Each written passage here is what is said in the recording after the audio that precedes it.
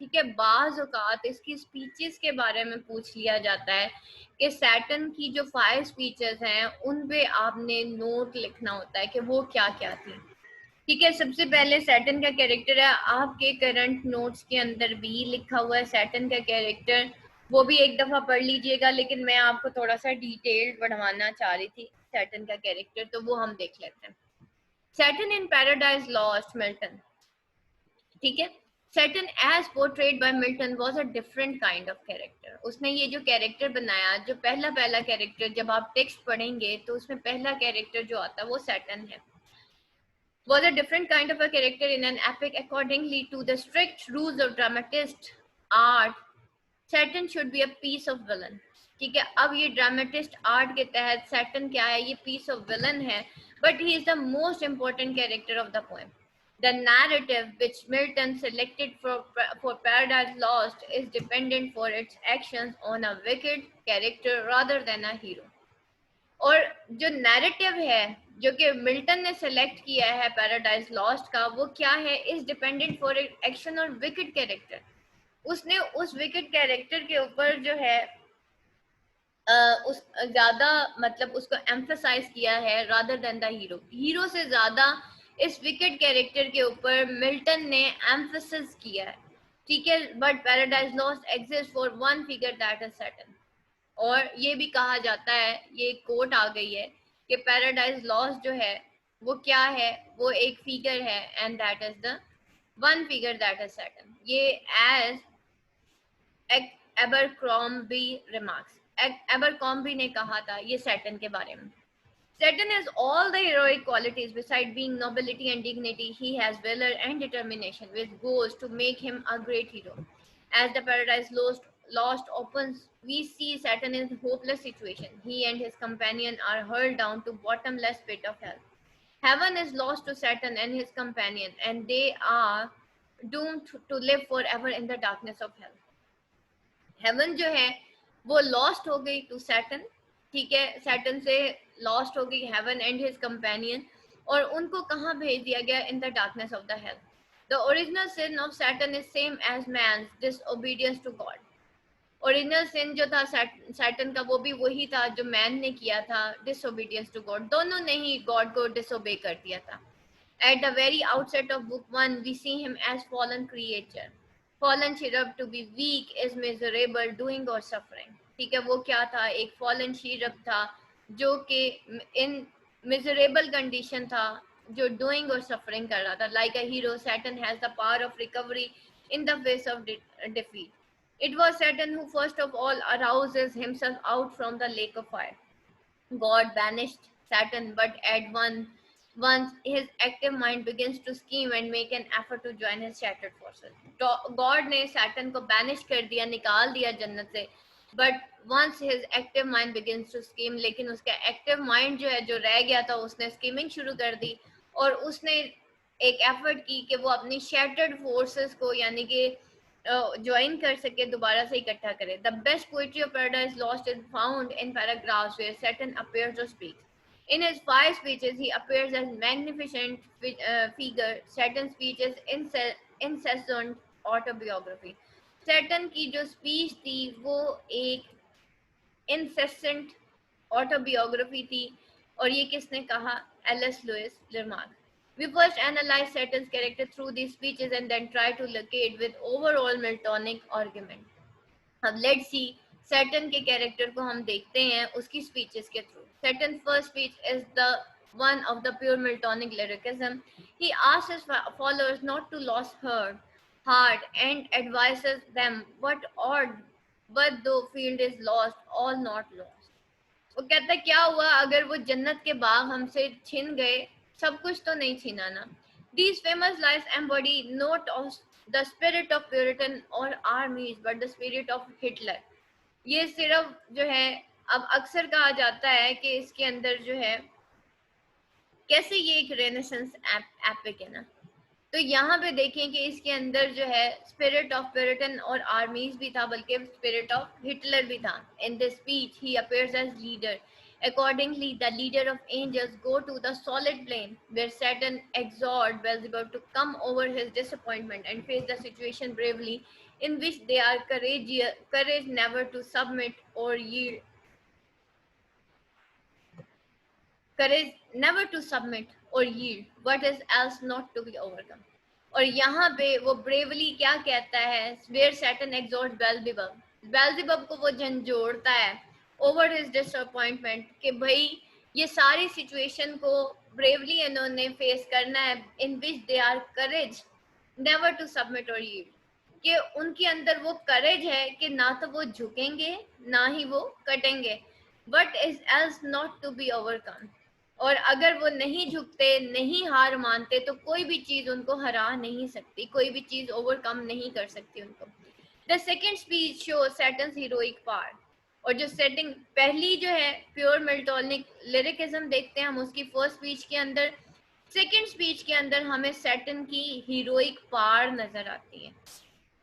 But he has burning out of audacity and superb self-confidence in which he says to be weak in miserable doing or suffering, जिसके अंदर वो क्या कहता है, to be weak is कि कमजोर होना ऐसे है जैसे मिजरेबल डूइंग और सफरिंग, ठीक है, कि हम कोई मिजरेबल डूइंग कर रहे हैं या हम सफरिंग। वो कहते हैं ना कि है जुर्म ज़ईफ़ी की सज़ा मर्गे मफाजात, ठीक है, अफराद के हाथों में है अकवाम की तकदीर, है जुर्म ज़ईफ़ी की सज़ा मर्गे मफाजात, कि एक दफ़ा आप अपने आप को कमज़ोर तसव्वुर कर लेते हैं ना, तो आप अपने ही मर्गे मफाजात क्या है, आपके पास जितने भी रिसोर्सेज हैं आप समझ लें आप उनको यूज़ नहीं कर सकते, ठीक है, जिसको मैं कहती हूँ ना तेरा तरीक अमीरी नहीं फकीरी है, खुदी ना बेच, गरीबी में नाम पैदा कर, जो है उसमें नाम पैदा कर लेना, जो नहीं है उसको क्यों रोते हैं,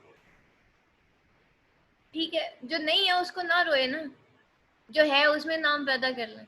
वो यहाँ पे यही बात कर रहा है। इसकी स्पीचेस बहुत ज्यादा मोटिवेटिंग है, जो मिल्टन ने सैटर्न की स्पीचेस लिखी है ना, वो यही तो कहते हैं, to be weak is miserable doing और suffering. In this speech, he says that if God attempts to turn all evil into good, he must sacred the duty of fallen angels to foil his efforts and turns all good into the evil.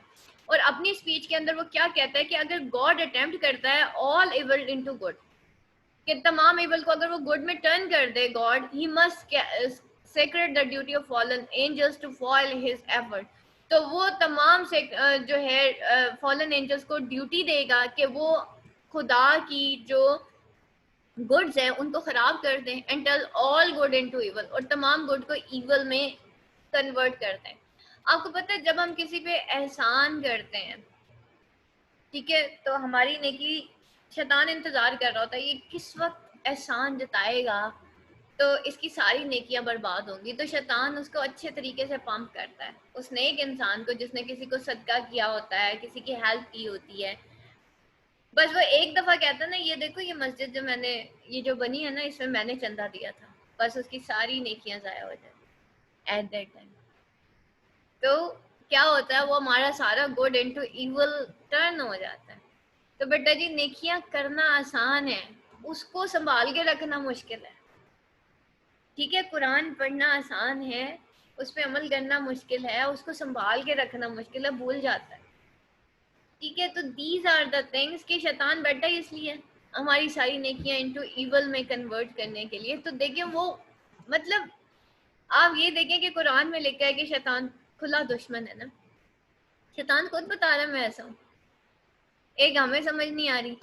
In the line receive the new possessor, ठीक है, और the line receive Dai new possessor, वो कहता है कि अपनी new पोजेसर्स को receive करो, यानी कि क्या है वो हेल, तुम अब इस हेल के पोजेसर हो, ये मतलब अब तुम इसको रिसीव कर दो। In the third speech shows satanic mind and its passion for the overlordships, और अब ये जो स्पीच है थर्ड स्पीच जो है उसका सैटेनिक माइंड शो करता है, और उसके साथ साथ क्या शो करता है, उसका पैशन फॉर ओवरलॉर्डशिप। देखिए सेंस ऑफ अथॉरिटी हर इंसान के अंदर होती है। अल्लाह ने बंदे को जब बनाया ना, बच्चा बनाता मुट्ठी बंद करके पैदा होता, वो कहता सारी चीजें मेरी हैं, फिर वो अपने भाई से लड़ता है, जो बड़ा भाई होता है वो छोटे भाई को मारता है कि इसने मेरी चीज क्यों ली। This is the sense of authority, this is the lordship, this is over lordship. मेरी मानी जाए घर में, मेरी क्यों नहीं मानते। This is the sense of authority. बच्चा उसको पैसे पकड़ाए मुंह में ले लेता है, this is sense of authority. वो कहता है हर चीज मेरी है, मैं चाहे इसको जैसे मर्जी इस्तेमाल करूं, मेरी जिंदगी में जैसे मर्जी जीऊं। This is the sense of authority. ठीक है, ये स्लोगन्स लेके आजकल हम जो है दुनिया में आए हुए हैं ना। और फिर एक थोड़ी देर बाद वो एक टीवी पे एक ऐड चल जाता है, यार जी ले, यार जी ले, सोचता है क्यों हर पल जी ले, हर पल दुनिया में हम बस हर पल जीने के लिए आए हैं, एंटरटेनमेंट के लिए आ गए गलती से। ठीक है, तो these are the thing that is our lordship, that is our sense of authority. तो ये जो है उसका सैटनिक माइंड था, उसकी सेंस ऑफ अथॉरिटी थी। This speech shows his feelings of pride in which he says it is better to reign in hell than serve in the heaven. और वो कैसे कहता है कि भाई बेटर है कि भाई हम राइन कर लें, हम आज़ादी से जिए हेल में, और हम बादशाहों की तरह जिए हेल में, बजाय इसके कि हम हेवन में रह के खुदा को सजदा करें। ठीक है, तो ये क्या था, उसका फीलिंग ऑफ प्राइड था। हम भी तो सजदे नहीं करते। ठीक है, हमारा भी तो फीलिंग ऑफ प्राइड है कि हम तो बख्शे बख्शाए हैं क्योंकि मुसलमान घर में पैदा हो गए। Saturn says place is not important for him because he thinks mind is important and he claims to have a mind which can make heaven or of a hell or hell of a heaven. Saturn क्या कहता है, Saturn says ये place जो है important नहीं है, बल्कि इंसान का माइंड ज्यादा इम्पोर्टेंट होता है। इंसान अपने दिमाग से जो है हेवन को हेल और हेल को हेवन बनाता है। In the fourth speech, he addresses his followers like politicians and calls them power matchless. ठीक है, फोर्थ स्पीच के अंदर वो अपने फॉलोअर्स को एक पॉलिटिशियंस की तरह जो है गाइड करता है, और वो कॉल क्या करता है उनको, मैचलेस, पावर मैचलेस कहता है। And later he addresses them princes, potentates, warriors and followers of heaven. ठीक है, और वो उसको क्या कहता है, पोटेंटेट्स, वॉरियर्स और उसको फ्लावर ऑफ हेवन कहता है। इन this speech he says them wake, arise और बी फॉरएवर फॉलन। वो कहता है उठो, जागो, या फिर हमेशा के लिए फॉलन हो जाओ, शिकस्त मान लो। ठीक है, यानी कि वो अपने उनको क्या कहता है, उनको कहता है princes, potentates, warriors, flowers of heaven, उनको वो इस तरीके से पुकारता है। ठीक है, और अपनी स्पीच के अंदर उनको वो फिर क्या कहता है, उनको मोटिवेट करने के लिए कहता है जागो, उठो, या फिर forever fallen हो जाओ। This speech is so commanding that they at once arouse out of the stupor. In the fifth speech, Satan is determined to combat with God to serve his pride. In his followers, he says that they must not think of peace. War, then war, open or understood, must be resolved. From Saturn's speech, it appears that Saturn should be heroic character, but we cannot sustain this line's argument when we read the text more deeply. But one can say Milton Devil as moral being is far superior to God. Milton का devil जो है as a moral being जो है उसने बहुत ज्यादा जो है सुपीरियर बना दिया गॉड से। रिमार्क शैली, शैली ने ये कहा था कि भाई उसने तो ज्यादा ही सुपीरियर बना दिया। आपको पता है एक क्वेश्चन आता है कि who is the hero of Paradise lost, वो सैटर्न था, गॉड था, या एडम था। अब यहाँ पे मिल्टन के ऊपर एक चार्ज लगा था कि भाई उसने तो सैटर्न को ज्यादा खूबसूरत तरीके से बयान कर दिया। In this poem Satan turns from hero to general, from general to politician, from politician to secret agent, thence are taught, and finally to a snake. Such is the progress of Saturn. As Gardner remarks, Saturn carrier is a steady progress from bad to worse and end with complete deformity. कि Saturn का career जो है वो एक steady progress था जो कि bad से वर्स की तरफ जाया गया और कंप्लीटली एंड में वो डिफॉर्मिटी। डिफॉर्मिटी क्या होती है, अपनी फॉर्म से भी हट के वो एक टोड बन जाता है at end Tilliard was right when he says Saturn is not a hero, he is an archangel ruined. वो हीरो नहीं था बल्कि वो एक आर्क एंजल था जिसको जो कि रुइन कर दिया गया था, तबाह हो गया था। God uses evil design of Satan to assert his eternal providence. खुदा ने अपनी हाकमियत आला को बताने के लिए, शो करने के लिए सैटर्न का डिजाइन जो है वो इवल बनाया था. One may put forward the point that Satan embodies Milton courage, love of freedom, republication and hatred of tyranny. कुछ लोगों का ये भी कहना है, क्वेश्चन यही आता ना, मिल्टन डेवल पार्टी से था या नहीं था, क्या मिल्टन जो है उसका झुकाव शैतान की तरफ ज्यादा था या खुदा की तरफ ज्यादा था.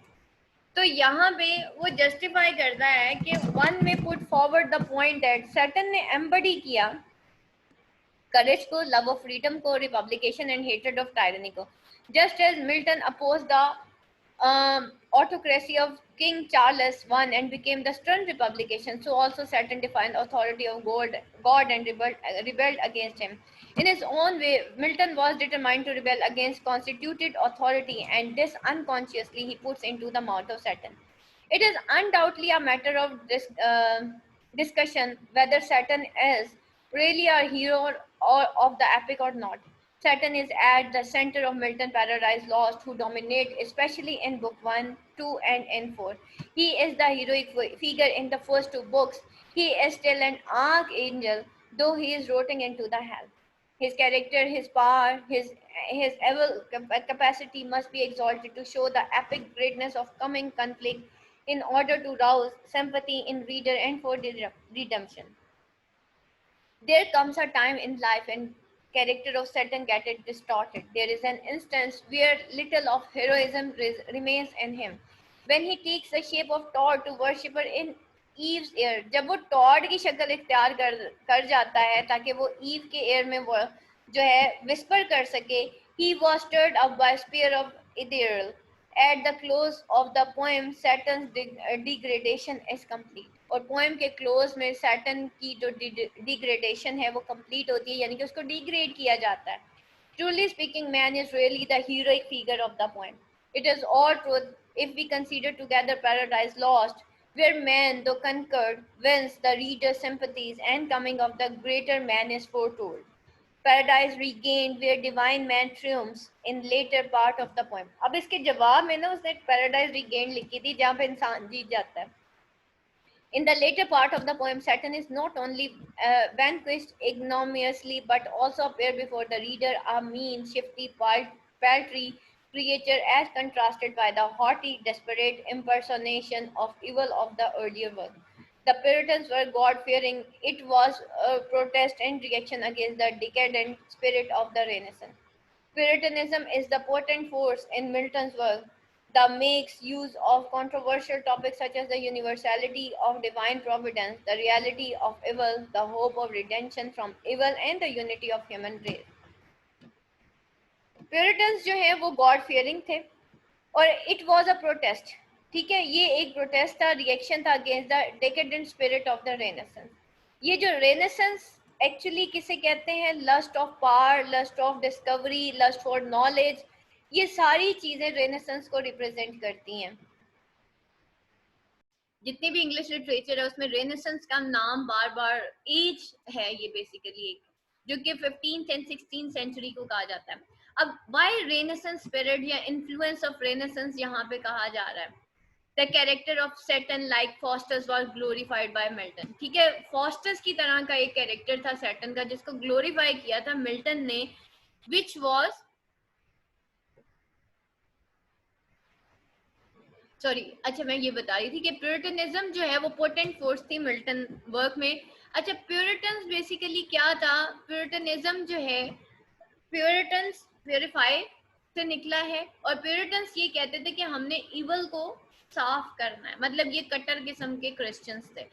और यहाँ पे वो क्या कहते हैं, make use of controversial topics such as universality of divine providence, the reality of the evil. और इस वजह से उस प्यूरिटन कॉन्सेप्ट की वजह से या उस प्यूरिटन जो स्पिरिट की वजह से उसने किस तरीके से उसका स्पिरिट शो होता है, उस divine Providence, reality of evil, hope of redemption. इंसान के अंदर एक होप होती है कि उसको बख्श दिया जाएगा from evil, and the unity of human race, या और एक यूनिटी है ह्यूमन रेस की. ठीक है, इसी तरीके से ये because of influence of renaissance character जो था सैटर्न का लाइक फॉस्टर्स उसको ग्लोरीफाई किया गया by Milton which was done at the cost of God. The other character is in the epic, ठीक है, जो कि ग्लोरीफाई किया गया as compare to the God. Satan is the product of Milton love of enterprise and adventure. Actually Satan ने Milton ने ये जो कैरेक्टर बयान किया सैटर्न का, मतलब उसने इतना डिटेल्ड, जब आप टेक्स्ट पढ़ेंगे you will come to know कि सारा उसने सैटर्न के ऊपर लिखा हुआ है. उसमें गॉड तो और एडम तो फॉर मतलब टाइम बीइंग आते हैं, उसके अलावा तो नहीं है, या वो बैकग्राउंड में है, बैकग्राउंड कैरेक्टर्स है. फोर फ्रंट उसने सैटर्न को रखा हुआ. तो सैटर्न जो है is the product of Milton love of enterprise and adventure. Whereas Spencer Fairy Queen has Knight of Red Cross, Saturn is Knight of Stygian darkness, who has all attributes of knightliness which gleamed in romances and the epic of Renaissance. To conclude, if we are to understand Saturn's character, we must stop him reading as a great unfortunate. ठीक है, अगर हम conclude करें to understand Saturn character, तो हम we must stop in reading as a great unfortunate, कि हमें फिर उसको ग्रेट अनफॉर्चुनेट कहे बगैर हम उसको रह नहीं सकते. This is of course he is like Macbeth and the Macbeth like Macbeth he is wicked and unrepentant till the end. और मैकबेथ की तरह या डॉक्टर फॉस्टर्स की तरह वो हमेशा जो है अनरिपेंटेंट रहेगा. शैतान का डाउनफॉल ये था, उसकी शिकस्त ये थी कि वो उसको कभी बख्शा नहीं जाएगा, और इंसान की कामयाबी ये कि वो बख्श दिया जाएगा. ठीक है, अगर वो माफी मांगेगा तो बख्श दिया जाएगा, अल्लाह उसको तौफीक देगा, वो माफी मांग लेगा तो बख्श दिया जाएगा. Thus knowing or unknowingly Milton presents Saturn in such a manner that he becomes to us as beg hot remarks the hero of Paradise Lost. और हम जाने या अनजाने में मिल्टन ने सैटर्न को इस तरीके से इस मैनर में बयान किया है कि वो जो है he becomes to us as bigot remarks the hero of Paradise Lost. वो अब hero of Paradise Lost बन चुका है, but the evil degenerates him from the role of a great hero to a cunning villain. This makes him a tragic figure hero, not an epic hero.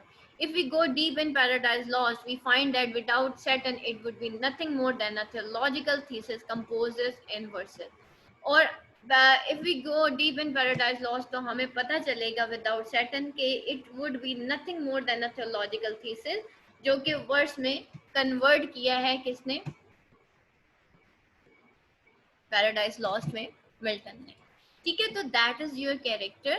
तो इससे related जो है बेटा question आता है कि who is the hero of Paradise lost.